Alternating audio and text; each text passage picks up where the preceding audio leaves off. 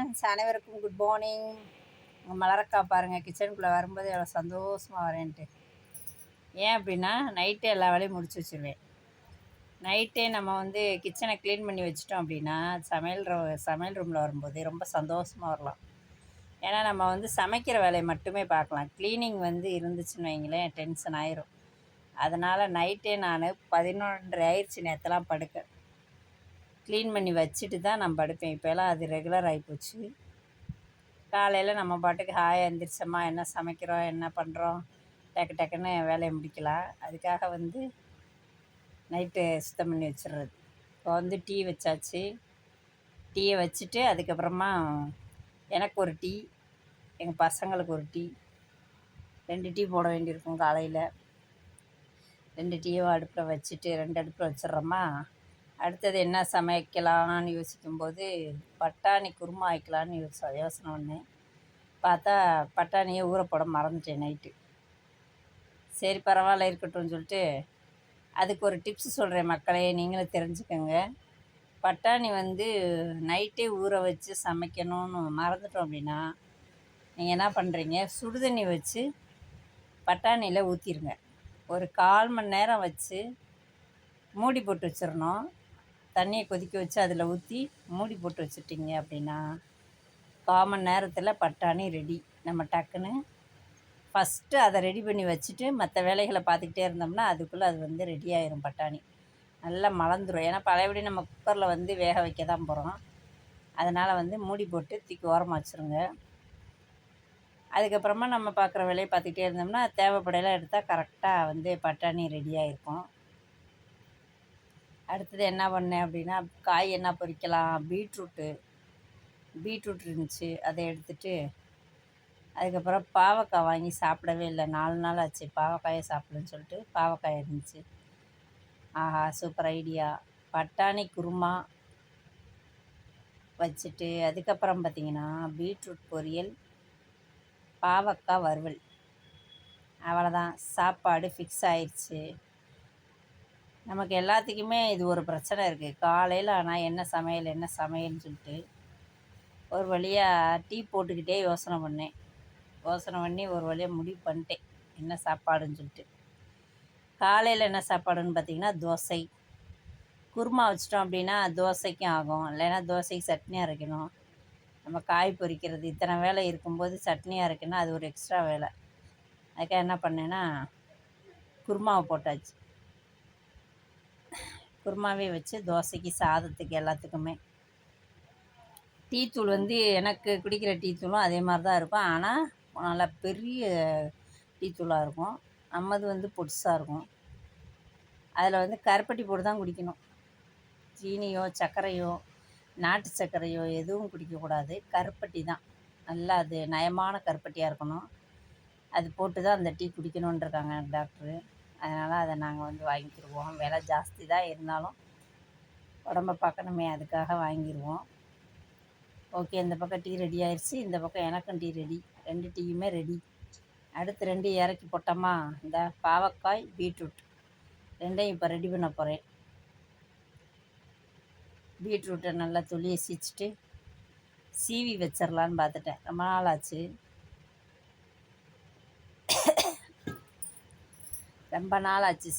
பீட்ரூட்டை சீச்சு பொரியல் பண்ணி. அதனால் இன்றைக்கி அதை பண்ணிடலாம் அப்படின்ட்டு 2 காய் தான் நான் வந்து, அது எவ்வளோ இருக்கும், 150 தான் இருக்கும், 150 200 தான் இருக்கும். அதை சாப்பிட ஆள் இல்லை பார்த்துக்கோங்க.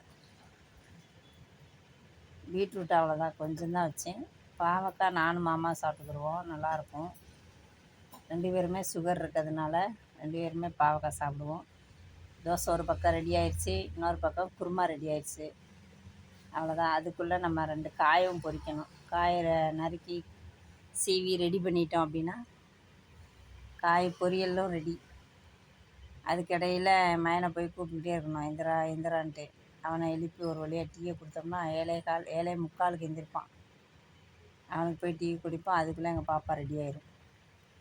பாப்பாவுக்கு வந்து சோறை ஆற வச்சு குழம்ப ஊற்றி சோறை வச்சு, அது இத்தினோன்னு சோறு தான், சோறை வச்சு குழம்பையும் அதோட ஊற்றி நல்லா ஒரு 2 கிளறிட்டு ஃபேன் காற்றுல போய் போட்டுருவேன். நல்லா ஆறிடும். ஆறுனதுக்கப்புறம் டிஃபனில் கட்டினா தான் கொஞ்சம் நல்லாயிருக்கும், இல்லைன்னா ஒரு மாதிரி வாடை ஒரு மாதிரி இருக்கும். அதனாலேயே சோறை ஆற வச்சிருவேன் நான். ஆற வச்சுட்டு நல்லா கிண்டிட்டு கொஞ்ச நேரம் ஃபேன் காற்றுல போட்டோம்னா டிஃபனும் கட்டி விட்டுறலாம். அவ்வளோதான், ஆறிடுச்சு, டிஃபனும் கட்டியாச்சு எங்கள் பாப்பாவுக்கு. அவ்வளோதான் ஃப்ரெண்ட்ஸ். பாவக்காய் ஒரு பக்கம் நறுக்கி ரெடி பண்ணிட்டேன். பாவக்காயை பொரிச்சிட வேண்டியதுதான். பீட்ரூட்டு பாவக்காய். அவ்வளோதான்ப்பா சாமி, இன்றைக்கி ஒரு வழியாக சமையல். அந்த டயத்துக்குள்ளே செய்கிறதுன்றது தான் பெரிய விஷயமா இருக்குது ஃப்ரெண்ட்ஸ். அதாவது டயம் நிறையா இருக்குது அப்படின்னா நம்ம பாட்டுக்கு சௌரியமாக செய்யலாம். டயத்துக்குள்ளே செய்யணும் போது கொஞ்சம் வேகமாக எதை முன்னாடி வைக்கணும், எதை பின்னாடி வைக்கணும், ஏகப்பட்ட பிளான் பண்ணி தான் அடுப்படிக்குள்ளே நிற்க வேண்டியதாக இருக்குது. அதுக்கப்புறம் தேங்காய் திருவி போடணும்ல. பீட்ரூட் காய் ரெடி ஆயிடுச்சு, தேங்காய் இல்லை. தேங்காயை உடச்சி எடுத்து செய்யணுன்றது ரொம்ப ரிஸ்க்கு தான். அது மாமாவை எடுத்து தர சொல்லுவேன், அவர் எடுத்து வச்சிருவார். இன்றைக்கி எடுத்து வைக்கலை. இதுக்கிடையில் எனக்கு சுகர் மாத்திரை வேறு. இந்த அவசரத்துலேயே அந்த 8:30க்குள்ளே நான் சுகர் மாத்திரையும் போடுவேன். என்னோடய உடம்புக்கு அதையும் பார்க்க வேண்டியிருக்கு. மருந்து மாத்திரை லொட்டு லோசுக்கு சமையலோட இதையும் அந்த பரபரப்புலேயே மைண்டில் வச்சு அதையும் சேர்த்து நான் பார்த்துக்குருவேன். அதுக்கப்புறம் தேங்காய் ரெடி ஆயிடுச்சு. பீட்ரூட்டில் அதை போட்டுற வேண்டியதான். 10 நிமிஷத்துக்கு ஒரு தடவை மருந்து சாப்பிட்ணும். அதனால் அந்த மருந்தையும் எடுத்துக்கிடுவேன். சமையல் வேலையோடு இதையும் மைண்டில் வச்சு செய்யணும். அதுக்கிடையில் எங்கிட்ட பிள்ளைகளுக்கு டிஃபனை கட்டணும், பையனை எழுப்பணும். எல்லாம் முடிச்சாச்சு. சமையலே முடிஞ்சு கிச்சனை க்ளீன் பண்ணியாச்சு. இன்றைக்கி சமையல் முடிச்சிட்டேன்ப்பா. அவ்வளோதான். அன்றாட சமையல் முடித்து வெளியே வந்துட்டோம்னா ஃப்ரீ. அவ்வளோதான். எவ்வளோ ரிஸ்க்குன்னு பாருங்கள். சமைக்கிறதுன்றது எனக்கு வந்து ரிஸ்க்கு தான். ஏன்னா உடம்பு சரியில்லாதவன் நான். வந்து நார்மலாக இருந்துட்டால் பரவாயில்ல. அவ்வளோதான். பாவக்காய் ரெடி, பீட்ரூட் ரெடி, குருமா, சாதம் எல்லாமே ரெடி. இவ்வளவு செஞ்சுட்டு கடைசியில் நான் என்ன சாப்பிடுவேன்னு பார்த்தீங்கன்னா கஞ்சி தான் ஃப்ரெண்ட்ஸ் சாப்பிடுவேன். ஏன்னா கஞ்சி தான் கிடக்கு, வேறு வழி இல்லை. நேற்று கஞ்சி மிஞ்சி போச்சு. அந்த கஞ்சியை இன்றைக்கி தயிரை ஊற்றி நான் சாப்பிடணும். அவ்வளோதான். பீட்ரூட் பொரியல், பாவக்காய் வறுவல், சாதம், பட்டாணி, kurma ready. Okay friends, video பிடிச்சிருந்தா லைக் பண்ணுங்கள், மறக்காமல் சப்ஸ்கிரைப் பண்ணுங்கள். ராஜா மலர் சேனலுக்கு சப்போர்ட் பண்ணுங்கள் மக்களே. உங்கள் சப்போர்ட்டு கண்டிப்பாக வேணும் எனக்கு. சப்போர்ட் பண்ணுங்கள். பாய்.